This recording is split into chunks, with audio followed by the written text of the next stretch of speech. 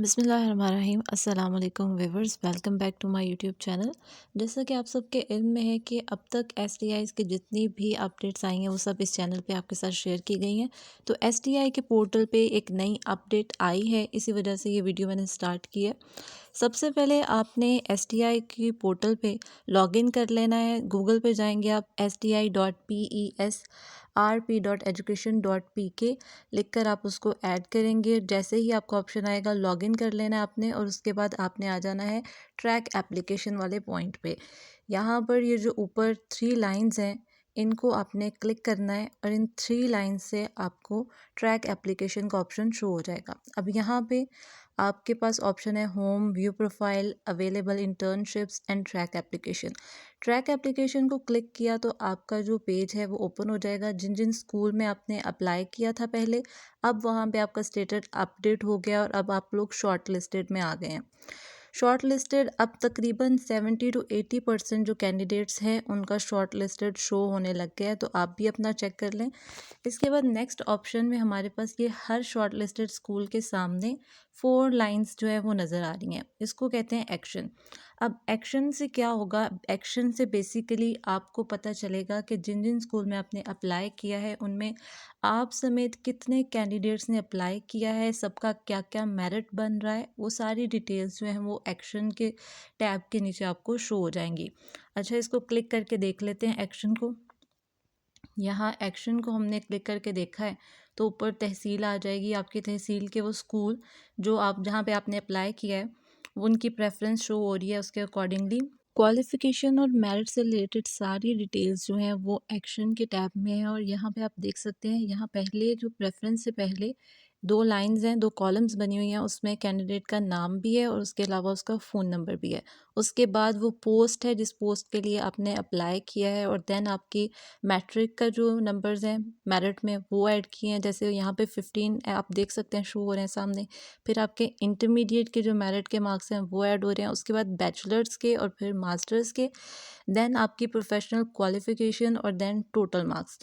अच्छा, यहाँ पर कुछ लोगों को कन्फ्यूजन हो रही है कि हमारे जो हैं वो मैट्रिक के मार्क्स एंटर नहीं है, और कुछ को ये लग रहा है कि हमारे इंटरमीडिएट के मार्क्स एंटर नहीं है, और कुछ के बीए और एमएड के और कुछ के बीएड के भी मार्क्स एंटर नहीं है। तो जिनके मार्क्स एंटर नहीं है वो उनके लिए वीडियो के लास्ट पे जो है ना वो उसका सोल्यूशन भी ऐड है। आपने वीडियो को लास्ट तक देखना है। चैनल पर न्यू है तो चैनल को सब्सक्राइब कर लें।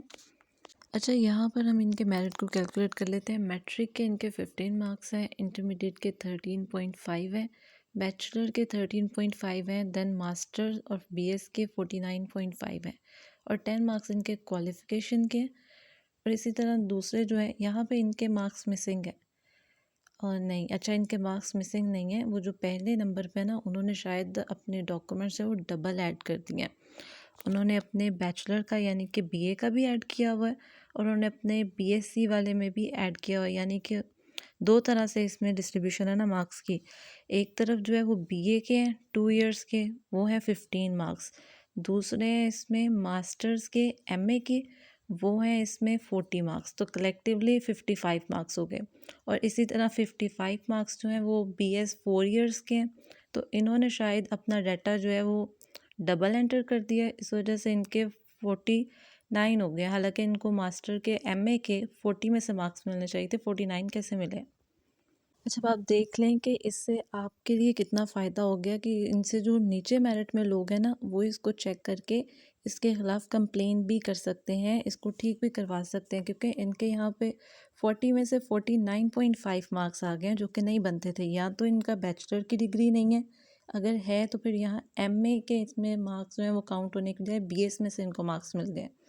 तो इसको आप लोगों ने ज़रूर देखना है। इसमें आप अपना भी मेरिट देख सकते हैं, और आपके साथ जो उस स्कूल में बाकी लोगों ने अप्लाई किया और जिन कैंडिडेट्स ने, आप उनके भी मार्क्स जो हैं वो यहाँ से मेरिट जो है उसको चेक कर सकते हैं। अच्छा, हम ऑफिशियल को देख लेते हैं। उसमें मास्टर्स के जो थे ना 40 मार्क्स थे। चेक कर लेते हैं इसको एक दफ़ा।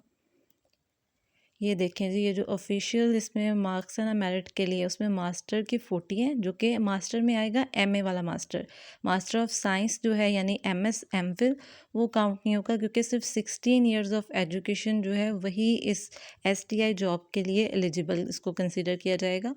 तो अगर आपका मास्टर ऑफ साइंस है तो उसके मार्क्स काउंट नहीं होंगे, बस बीएस के आपके 55 मार्क्स काउंट होंगे।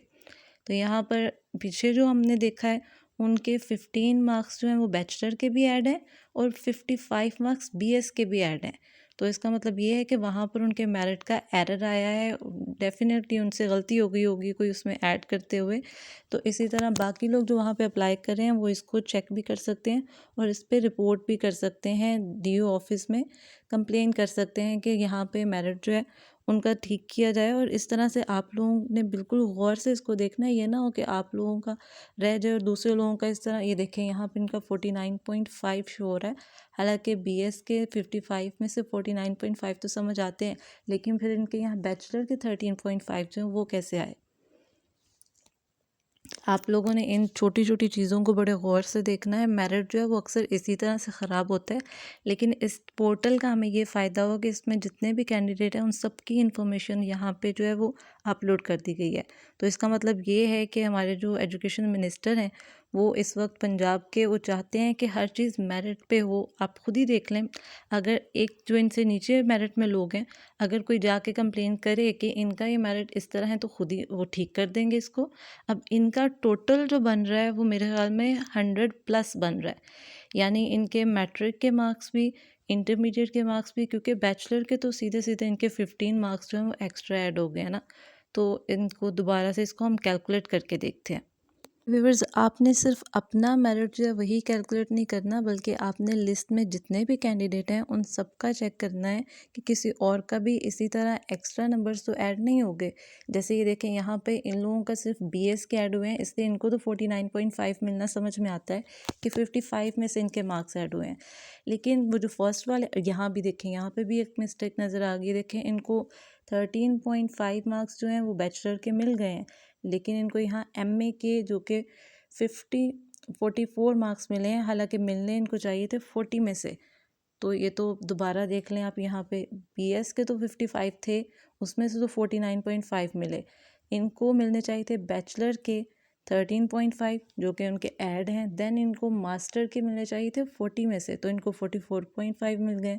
तो इसका मतलब ये है कि इस छोटी छोटी जो मिस्टेक्स हैं इनको आपने खुद गौर से देखना है, और इसी से दूसरों के जो नंबर एक्स्ट्रा ऐड हो गए हैं आपने पूरा इसको प्रॉपर चेक करना है, क्योंकि इसकी वजह से आपका मेरिट ख़राब हो सकता है। यहाँ मैट्रिक के 15 मार्क्स हैं, यहाँ पे प्रोफेशनल क्वालिफ़िकेशन जो कि बीएड या एमएड की डिग्री है आपके पास तो उसके 10 मार्क्स हैं। तो ये मास्टर्स के 40 हैं, तो मास्टर के 40 मार्क्स होके यहाँ पे कैंडिडेट्स के 44 मार्क्स भी ऐड हुए हैं, और एक जो फर्स्ट वाले हैं उनके तो 49.5 मार्क्स ऐड हो गए हैं, यानी उनके बीएस के भी ऐड हो गए, उनके बैचलर के भी ऐड हो गए। तो उनके टोटल 16 के बजाय 18 ईयर्स ऑफ एजुकेशन के जो मार्क्स हैं वो काउंट हो गए। तो इससे आपका मेरिट डिस्टर्ब हो सकता है, इसलिए आपने इसको बड़े गौर से, बड़ी तवज्जो से देखना है। यहाँ पे देखें, इनके 49.5 मार्क्स ऐड हैं। अब इनके 49.5 मार्क्स हैं और जो साथ में हैं उनके 32 हैं, यानी उनको 40 में से मास्टर के मार्क्स मिले हैं 32 और उनको 10.5 मिले हैं। अब इसको काउंट करके देख लें, यहाँ पे मैट्रिक के अगर देखते हैं हम तो वो 15 मार्क्स हैं, फिर इंटरमीडिएट के भी 15 मार्क्स हैं, देन इसी तरह आप मार्क्स को टोटल कैलकुलेट कर लें, बैचलर के भी 15 आ जाएंगे और फिर मास्टर के जो हैं वो आएंगे 40 मार्क्स। अच्छा, अगर इनके देखें तो इनके 55 ऐड हुए हैं वहाँ पे, तो उसको अगर काउंट करते हैं साथ में प्रोफेशनल डिग्री के 10 मार्क्स ऐड कर लें तो टोटल इनका जो है वो 100 को क्रॉस कर जाएगा। और यहाँ पे 5 मार्क्स जो है वो इंटरव्यू के भी ऐड कर लिए, तो इनके हो गए टोटल 115। तो हालांकि टोटल मार्क्स तो 100 थे, जिनमें से 5 इंटरव्यू के मार्क्स जो हैं वो साइड पे भी कर दें तो इनके 15 मार्क्स जो हैं उसको कम करेंगे होना चाहिए। तो अब कोई भी कैंडिडेट जो इनसे नीचे मेरिट में है उनको चाहिए कि वो इसको भी चेक करें। अब मेरिट में इनके टोटल 100 में से 88 मार्क्स बन रहे हैं, हालांकि इनका टोटल जो है वो 115 में से हुआ है, लेकिन होना 100 में से चाहिए था, तो इस हिसाब से इनका मेरिट जो है वो सबसे ज़्यादा बन रहा है। तो इनसे जो नीचे मेरिट वाले हैं अगर वो चाहें तो इसको कंप्लेन करके करेक्ट भी करवा सकते हैं, क्योंकि इससे उनका मेरिट जो है वो डिस्टर्ब हो रहा है। तो आप देख लें इनके 13.5 मार्क्स जो हैं वो बैचलर के जो माइनस हो जाएंगे, या फिर इनके यहाँ से बीएस अगर बैचलर इन्होंने किया हुआ है तो फिर इनके एमए में से जो है ना वो 14 मार्क्स जो है वो माइनस हो जाएंगे। तो नेक्स्ट हमारे पास आ जाती है इंटरव्यू के बारे में। इंटरव्यू की जो डेट्स हैं वो मंडे एंड ट्यूसडे हैं, जो कि 3 और 4, इन 3 4 दोनों में से जिस दिन आप चाहें आप जा सकते हैं स्कूल को, स्कूल टाइमिंग में विज़िट करें। अगर आप 5 के लिए शॉर्ट लिस्टेड हैं तो आप 3 दिन एक दिन में कर लें और 2 जो स्कूल्स हैं वो एक दिन में कर लें। पहले करीब के स्कूल्स को विज़िट कर लें, फिर दूसरे दिन जो है वो जो दूर के स्कूल्स हैं उनको विज़िट कर लें। इससे आपको आसान लगे कि आपने पहले किस स्कूल में जाना है। अब डॉक्यूमेंट्स के बारे में देख लेते हैं। तो आपके पास ओरिजिनल डॉक्यूमेंट भी होनी चाहिए और एक सेट जो है वो कॉपीज़ के लिए, एक सेट जो कॉपीज़ हैं जिस स्कूल जा रहे हैं उस स्कूल के हिसाब से, अगर 5 स्कूल में आप जा रहे हैं ना तो आपके पास 5 सेट जो होने हैं वो फ़ोटो कॉपीज़ के होने चाहिए। CNIC होना चाहिए, आपके पास डोमिसाइल होना चाहिए।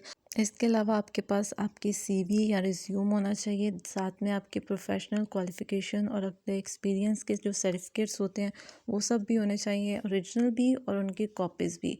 इसके अलावा डिग्रीज़ होनी चाहिए, मैट्रिक की, इंटरमीडिएट की, आपके बैचलर या BS की, मास्टर्स की डिग्री भी, आपकी जितनी भी डिग्रीज़ हैं, आपकी एकेडमिक क्वालिफ़िकेशन वो सब ऐड होनी चाहिए। अब अगर बात करें इंटरव्यू में पूछे जाने वाले क्वेश्चंस की, तो बिल्कुल भी टेंशन लेने की ज़रूरत नहीं है, इसलिए कि आपके जो क्वेश्चन है वो सब्जेक्ट से रेलेवेंट होंगे, बेसिक होंगे। अगर तो आपने PhD लेवल के लिए अप्लाई किया है तो वो उस लेवल की बुक्स के क्वेश्चन होंगे। अगर आपने साइंस के लिए अप्लाई किया है तो बेसिक साइंस के जो क्वेश्चन हैं आप देख लीजिएगा।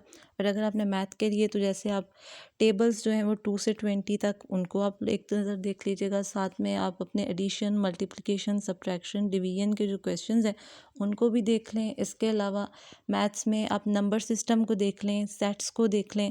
इसके अलावा इंग्लिश के लिए अगर अप्लाई कर रहे हैं तो इंग्लिश में आप जो बेसिक है पार्ट्स ऑफ स्पीच देख लें, टेंसेस हो गए, या फिर इसके अलावा सिनोनिम्स, एंटोनिम्स। इसके अलावा आप उसमें वोकैबुलरी को देख लें। तो इसी तरह बहुत बेसिक लेवल की जो चीज़ें हैं वही आपसे आपके सब्जेक्ट के रेलेवेंट पूछी जाएंगी। तो या फिर आप अगर EST लेवल के लिए अप्लाई कर रहे हैं तो 6, 7 और 8 क्लास के जिस सब्जेक्ट के लिए आपने अप्लाई किया है उसको एक नज़र देख लें। ज़्यादा मुश्किल नहीं होगा, टेंशन लेने की बिल्कुल ज़रूरत नहीं है। इंटरव्यू सिर्फ 5 मार्क्स का इंटरव्यू होगा।